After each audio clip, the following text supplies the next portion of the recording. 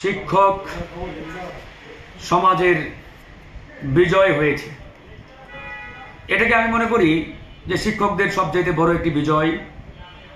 দীর্ঘদিন তারা রাজপথে লড়াই করেছেন, সংগ্রাম করেছেন। তাদের এই দীর্ঘ লড়াই সংগ্রামে তারা আজকে পুরোপুরি না হলেও অনেকটাই তারা কিন্তু বিজয় অর্জন করেছেন। এই জন্য শিক্ষকদেরও ধন্যবাদ এবং সরকারকে আসলে আমরা ধন্যবাদ জানাই।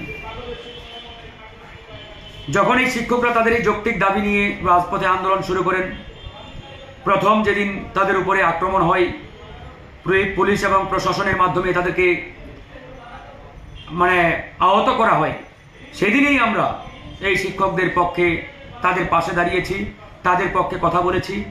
আমরা কেন্দ্রীয় শহীদ মিনারে গিয়ে আমি নিজে সেখানে উপস্থিত হয়ে শিক্ষকদের সেই যৌক্তিক দাবির পক্ষে আমি সংহতি জানিয়েছি গণ অধিকার পরিষদের পক্ষ থেকে।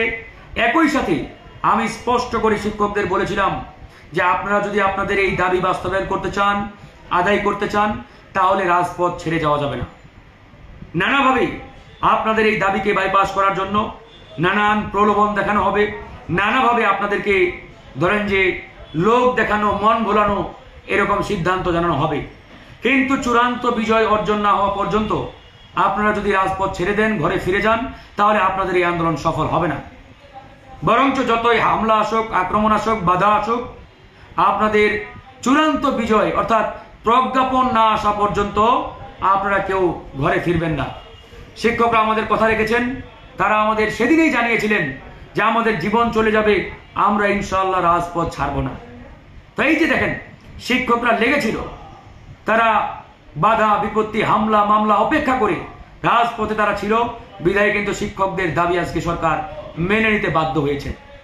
এই যে শিক্ষকদের দাবি, এই একটা দাবি কি অযৌক্তিক বলেন তো? শিক্ষকরা যে দাবি তুলেছেন তার প্রত্যেকটাই শতভাগ যৌক্তিক। শিক্ষকদের এর আগে 500 টাকা মেডিকেল ভাতা দেওয়া হতো, যেটা অতি নগণ্য। বর্তমানে এই 2025 সালের এই যুগে 500 টাকা দিয়ে নাপা, প্যারাসিটামল ট্যাবলেটও পাওয়া যায় না। সেই জায়গায় এই শিক্ষকদেরকে 500 টাকা মেডিকেল ভাতা দেওয়া হয়, তাদের আবাসন সুবিধা দেওয়া হয় মাত্র 1000 টাকা।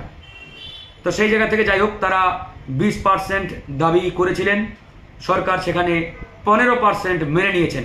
আমরা সরকারকেও অসংখ্য ধন্যবাদ জানাচ্ছি।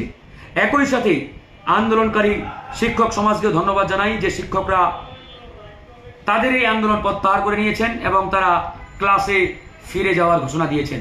তো আমরা বিশ্বাস করি শিক্ষকরা আগামীকাল থেকে ক্লাসে ফিরে যাবেন, শ্রেণীকক্ষে ফিরে যাবেন, তারা আবারও নিয়মিত পাঠদানে ফিরে যাবেন। সরকারকেও ধন্যবাদ জানাই, যেহেতু সরকার ইতিমধ্যে শিক্ষক সমাজের যে যৌক্তিক দাবি, এই দাবিগুলো অনেকটাই মেনে নিয়েছেন। তাদের সেই দাবিগুলো অতি দ্রুত সরকার বাস্তবায়ন করেন। মনে রাখতে হবে, এই শিক্ষকরাই কিন্তু জাতি গড়ার কারিগর।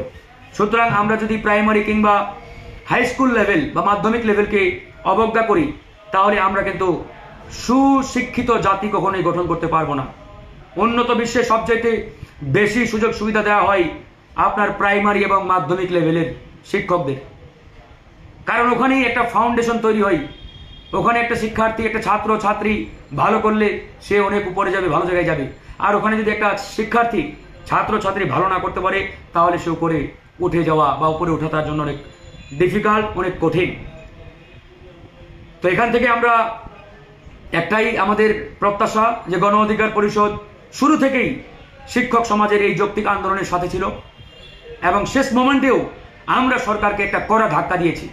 আপনারা দেখেছেন গতকালকে গণ অধিকার পরিষদের সভাপতি, সাধারণ সম্পাদক সহ সিনিয়র নেতৃবৃন্দ কেন্দ্রীয় শহীদ মিনারে তারা গিয়েছেন এবং সরকারকে স্পষ্ট করে বলেছেন যে আপনারা যদি আগামী 24 ঘন্টার মধ্যে দাবি মেনে না নেন, তাহলে কিন্তু আমরা সকলকে নিয়ে এই শিক্ষকদের পাশে দাঁড়াবো এবং তাদের সাথে আন্দোলনে নামবো।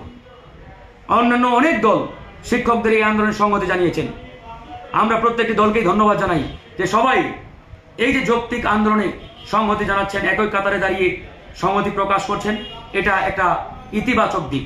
তো আগামীতেও যে কোনো যৌক্তিক আন্দোলন সংগ্রামে গণ অধিকার পরিষদ সব সময় পাশে থাকবে, সাথে থাকবে। ইনশাআল্লাহ গণ অধিকার পরিষদকে আপনারা সব সময় পাশে পাবেন। আমরা শিক্ষকদের সাথে আগামীতেও থাকবো ইনশাআল্লাহ।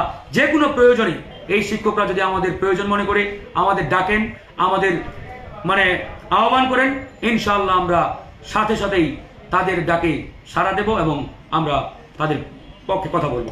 আল্লাহ হাফিজ।